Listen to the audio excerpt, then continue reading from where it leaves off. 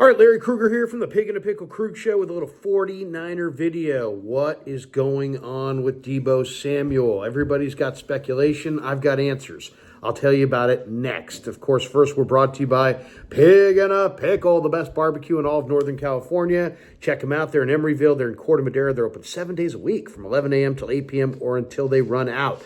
And this video is brought to you by Better, the official daily fantasy sponsor of the Krug Show. Use Better to make daily fantasy lineups and win real money. Download the app below. Make sure you use the promo code Niners to get your first deposit matched up to $200. Everyone who does sign up automatically is entered into a drawing to win a signed Fred Warner red 49er jersey. We will announce the winner of the jersey at the end of the month of November, so in a very short amount of time. All right, let's talk about Deebo Samuel. He's not having a good year. Can't get away. Looks old. Looks slow. Isn't doing it as a runner. The end around is not getting 20 yards. It's getting negative yards. The jet sweep, he's not getting to the edge. He's getting run out of bounds at the line of scrimmage. So what is going on with Deebo Samuel? People are losing their mind. Terrell Owens went on 95.7 The Game on the morning show to talk to Bonte and Shasky. And here's what T.O. had to say about Deebo Samuel. You got Kittles. I hear he's been battling injuries here and there. Deebo is not really playing up to Deebo standards. Deebo seems like he's more focused on his pregame attire than he is actually the game. So again, if we can shift that focus, maybe that can energize and create some more production, from an offensive standpoint. I'm just kind of tongue in cheek with that, but again, Juwan Jennings, like I said, to your point, dynamic player. Like I said, the only thing I think he lacks is, like I said, is that game-changing ability. Yeah, he's a playmaker, go up, make plays, but he can only do so much.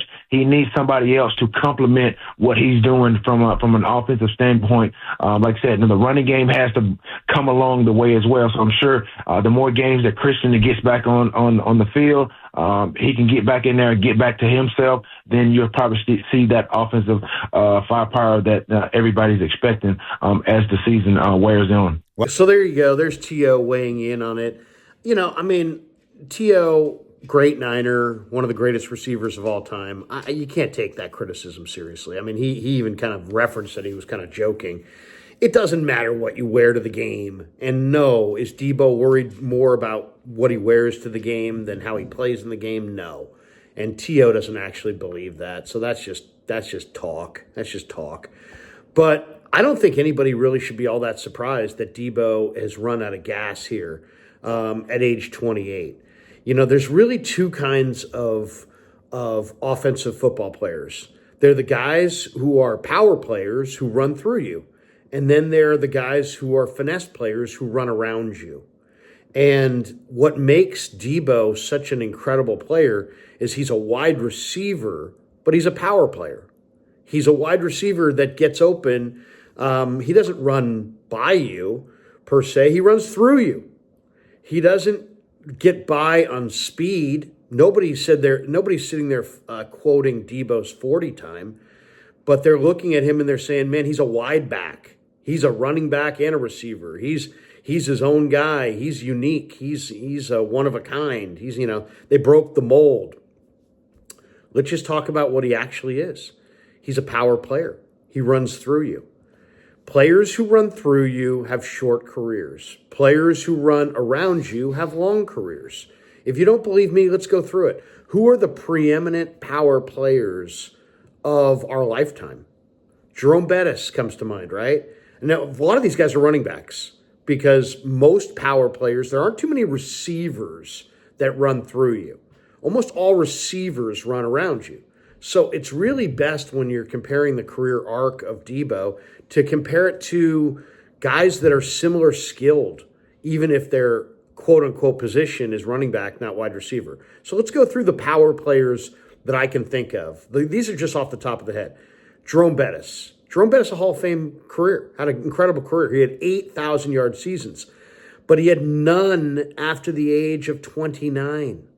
He was awesome early as a run-through you, run-over you power back, one of the great power backs of his era, he was cooked at 29. Larry Johnson, former Penn State Nittany Lion, played with the Kansas City Chiefs. This guy had an amazing couple-year run. He had 37 touchdowns combined in his third and fourth years in the league. He had 2,000-yard seasons. Why? Because he was violent. He ran through people. He's one of the most violent backs I've ever seen. But he had 2,000-yard seasons, and as I said, 37 touchdowns in his third and fourth year combined. But he was done with 1,000-yard seasons after the age of 27. So he was done early. Let's talk about a receiver. Who's a power receiver? There really aren't that many that I can think of. One that comes to mind was David Boston, who played at Ohio State, played with the Chargers, played at the Cardinals, I believe. He had 2 amazing 1,000-yard seasons, but he only had a 6-year career. After 6 years, he was done. He was cooked. It was over. And he was dominant. But he was a run through you, not by you. And injuries basically overcame his career on the back half. He had a 6-year career, then done. Who is the preeminent power back ever? It's Earl Campbell, the Tyler Rose. My favorite player in history is Earl Campbell. He had 5,000-yard seasons. This guy rushed for 1,934 yards when I was 10 years old in 1980. He had no 1,000-yard seasons after the age of 28. Done at 28. Marshawn Lynch, I think one of the more of the modern era power backs.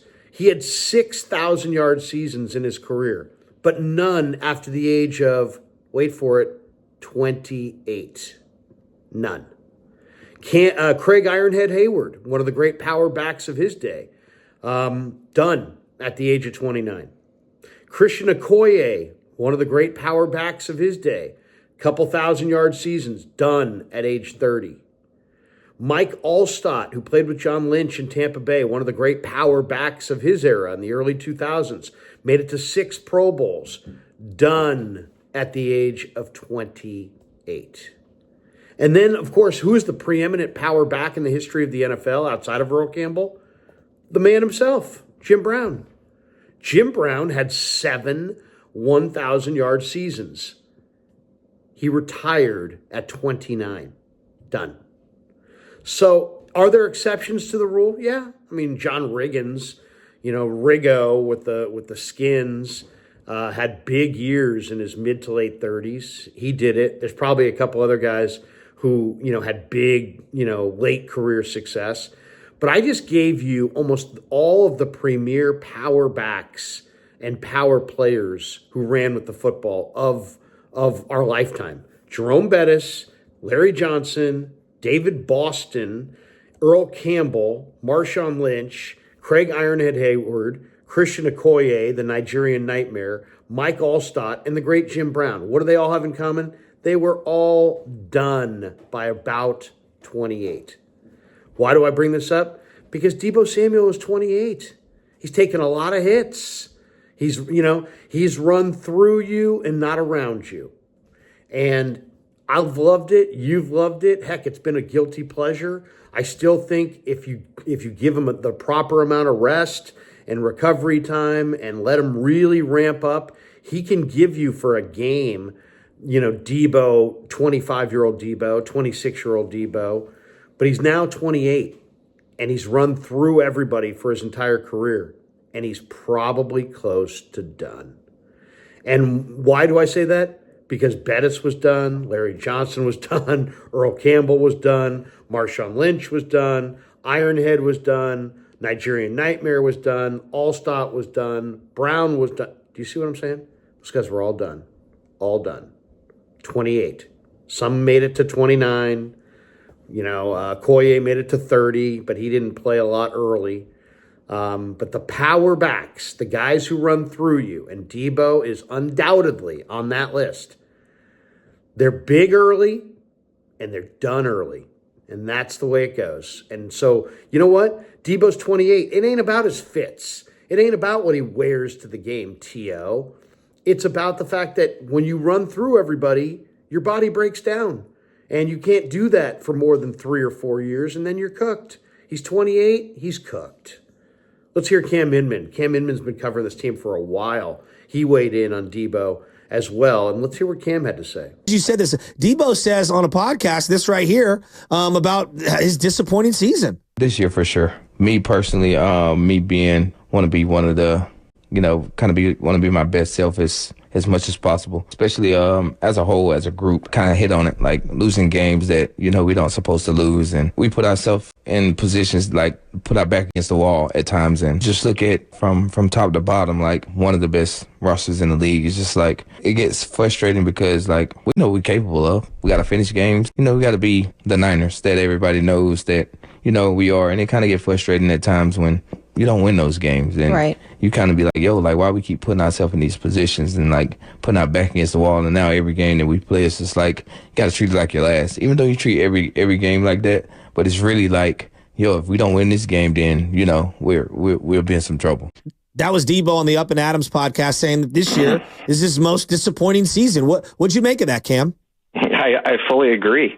I'm just sitting there yesterday going, man, this might be the most underachieving team I've covered of the Niners in 25 years. Wow. It is.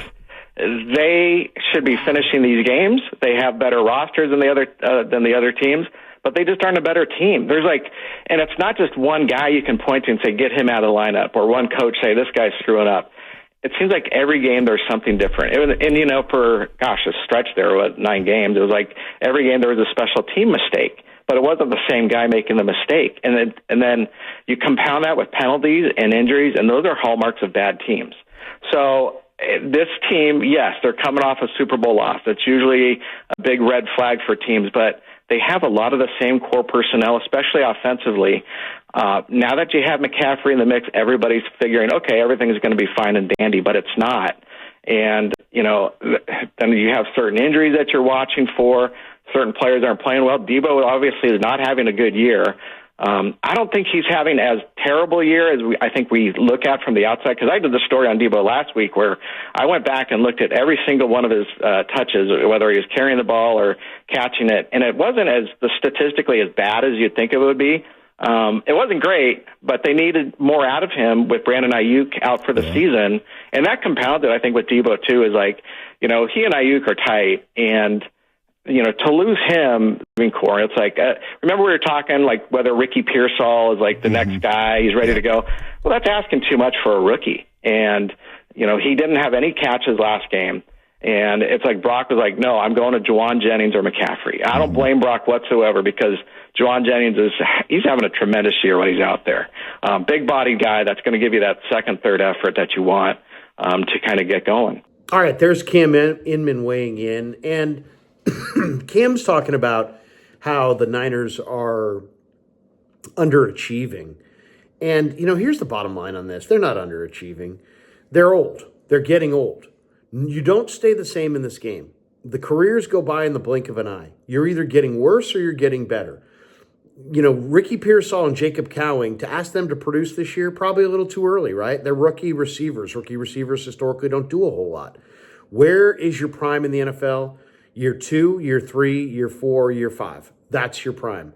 Where have the 49ers screwed up in the drafts? Not this year, right? So they got a lot of rookies, but last year, the year before that, they didn't get a lot. And they're feeling the brunt of that. They've lacked depth. Also, when you look around the room, you got guys, the old coach used to say to me, Larry, let me tell you something, boy. When these guys get old, they're just names on the back of the jersey. That's all they are, names on the back of the jersey. And that's what we're looking at. Trent Williams is older. George Kittle is older. Nick Bosa now is beat up. He's getting older. The Deebo, as we just talked about, getting older. Ayuk's done for the year. Christian McCaffrey's getting older. None of these players are getting better. They're all getting worse. So you can't say they're underachieving. They're underachieving compared to the apex of their often Hall of Fame careers or Pro Bowl careers, stellar careers.